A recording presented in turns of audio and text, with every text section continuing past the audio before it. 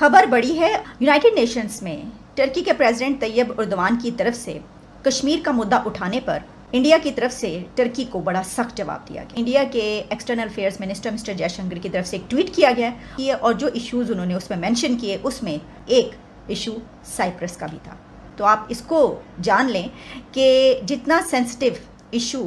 کشمیر کا انڈیا اور پاکستان کے لیے، ویسا سینسٹیو ایشو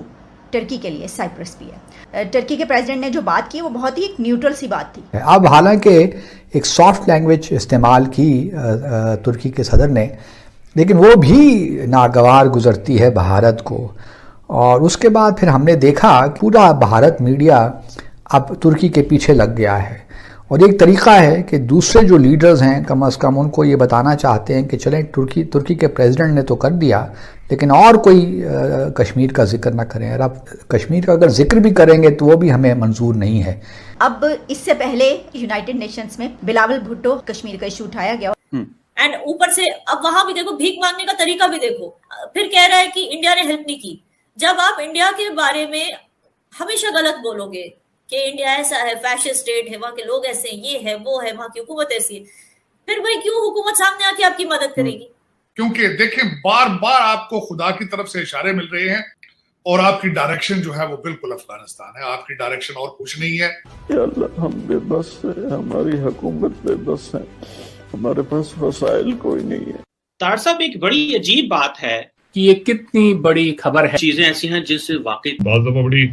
تنقید بھی ہوتی ہے اس بات پہ۔ جے شنکر ایک بڑے بیلنسنگ ایکٹ، سوچے نا کس طرح وہ کر رہے ہیں، امریکہ میں بھی بیٹھے ہیں، چائنا کی بھی بات چیت، ادھر بھی ادھر بھی، آگے پیچھے۔ یہ جو مسٹر جے شنکر کی طرف سے یہ بات کی گئی ہے اور سائپرس کی اپنے کاؤنٹر پارٹ سے ٹرکی کے، تو وہ اسی وجہ سے کی گئی ہے کہ یہ ٹرکی کو یہ بتانے کی کوشش کی گئی ہے کہ آپ اپنی حد میں رہیں، اور اس کا بھی تھا۔ تو آپ اس کو جان لیں کہ جتنا سینسٹیو ایشو کشمیر کا انڈیا اور پاکستان کے لیے، ویسا سینسٹیو ایشو ترکی کے لیے سائپرس بھی ہے۔ اس سے پہلے بھی طیب اردوان اس پہ بات کرتے رہے، حالانکہ اس سے پہلے وہ اس سے کہیں زیادہ سخت الفاظ میں بھی بات کرتے رہے، لیکن حیرانی کی بات یہ کہ اس مرتبہ ترکی کے پریزیڈنٹ نے جو بات کی وہ بہت ہی ایک نیوٹرل سی بات تھی۔ طیب اردوان نے یہ کہا کہ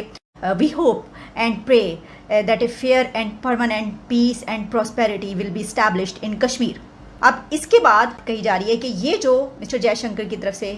یہ بات کی گئی ہے سائپرس کی، تو وہ اسی وجہ سے کی گئی ہے کہ یہ ٹرکی کو یہ بتانے کی کوشش کی گئی ہے کہ آپ اپنی حد میں رہیں، اور آپ اگر اس ایشو پر بات کریں گے تو ہم پھر سائپرس پہ بات کریں گے۔ اب اس سے پہلے یونائٹڈ نیشنز میں بلاول بھٹو ہمارے فارن منسٹر کی طرف سے جب کشمیر کا ایشو اٹھایا گیا اور اس پہ انہوں نے کہا کہ وہاں پر انسانی حقوق کی خلاف ورزی ہو رہی ہے، تو اس کے بعد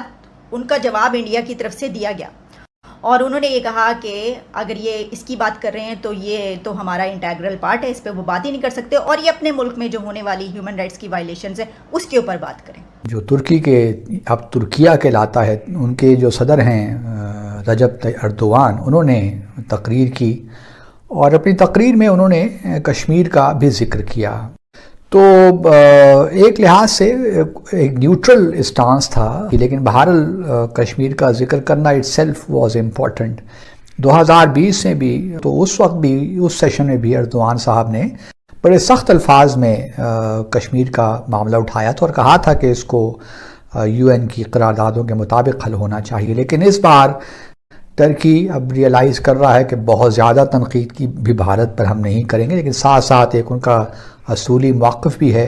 اب حالانکہ ایک سافٹ لینگویج استعمال کی ترکی کے صدر نے، لیکن وہ بھی ناگوار گزرتی ہے بھارت کو،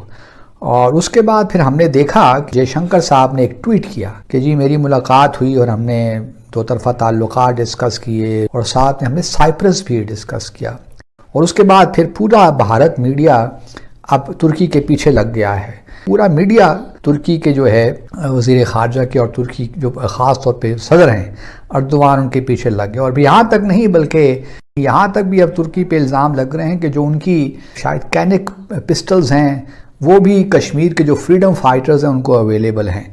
تو یہاں تک بھی اب بات ہو گئی ہے، اور ایک طریقہ ہے کہ دوسرے جو لیڈرز ہیں کم از کم ان کو یہ بتانا چاہتے ہیں کہ چلیں ترکی کے پریزیڈنٹ نے تو کر دیا، لیکن اور کوئی کشمیر کا ذکر نہ کریں، اور اب تو ایک لحاظ سے یہ بتانا چاہتے ہیں بھارت کے لوگ کہ اگر آپ کشمیر کا کسی بھی ملٹی لیٹرل فورم میں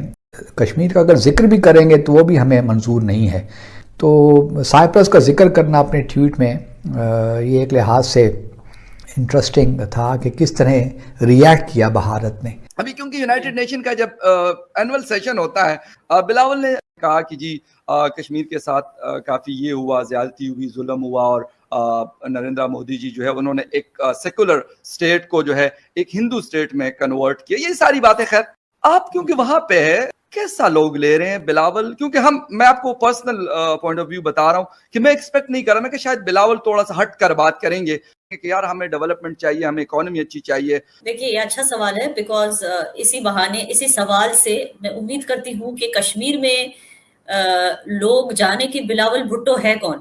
تو اچھا سوال ہے، بیکاز اس سے کم لوگوں کو یہ پتا چلے گا کہ بلاول بھٹو وہی ہے جس کی ماں نے 30-40 سال پہلے ایسی تقریر کی تھی جس کی وجہ سے جو ہے ٹیررزم کشمیر میں شروع ہو گیا تھا. تو چلے بلاول بھٹو نے ایسا کچھ کیا نہیں، جتنا زہر اس کی ماں نے گھولا ہے بلاول بھٹو نے وہ کیا نہیں اور نہ کر پائے گا. بٹ انفارچونیٹلی ہر بار جا کے صرف پروپیگنڈا کرنا، وہ بھی کشمیر کو لے کے، اپنی عوام کی تو بات کرتے ہی نہیں کبھی. تو اب دیکھیں کشمیر تو بہت آگے بڑھ چکا ہے، جیسے آپ خود جانتے ہیں اب تو آئینوکس بھی آ گیا وہاں پہ، مطلب انڈین کارپوریٹ ہاؤسز آ کر یہاں پر انویسٹ کرنے لگے ہیں. اینڈ اوپر سے اب وہاں بھی دیکھو بھیک مانگنے کا طریقہ بھی دیکھو، پھر کہہ رہا ہے کہ انڈیا نے ہیلپ نہیں کی. جب آپ انڈیا کے بارے میں ہمیشہ غلط بولو گے کہ انڈیا ایسا ہے فیشسٹ